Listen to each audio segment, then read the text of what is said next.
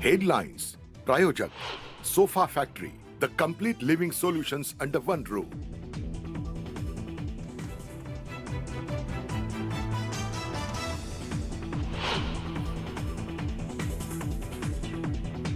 ऑफिसवरील तोडकामावरून अनिल परब आक्रमक, कार्यालय अनधिकृत असल्याचं भासवून सूडबुद्धीनं कारवाई केल्याचा आरोप.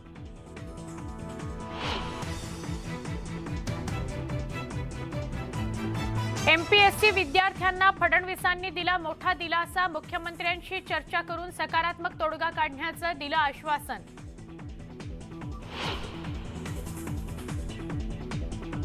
मनसे लागली राज्यस्तरीय विस्ताराच्या कामाला, राज्यातील मनसेचे ग्रामपंचायत सरपंच सदस्य मनसे प्रमुख राज ठाकरेंच्या भेटीला.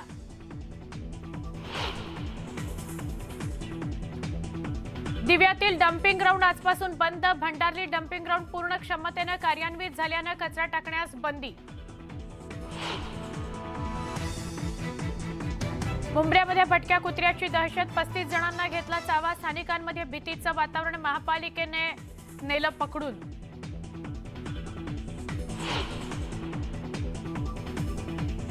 राष्ट्रपतींच्या अभिभाषणातून देशाच्या प्रगतीच्या विकासाची दिशा करण्यात आली स्पष्ट, सबका साथ सबका विकास हेच सरकारचं ध्येय असल्याचं स्पष्टीकरण.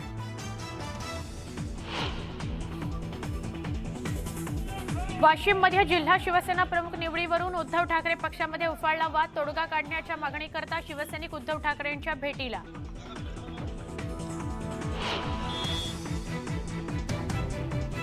मुंबईकरांचा पाणीपुरवठा सुरळीत होण्यास लागणार आणखी 8 तासांचा विलंब, संध्याकाळी 6 वाजता पाणीपुरवठा पूर्ववत होण्याची शक्यता.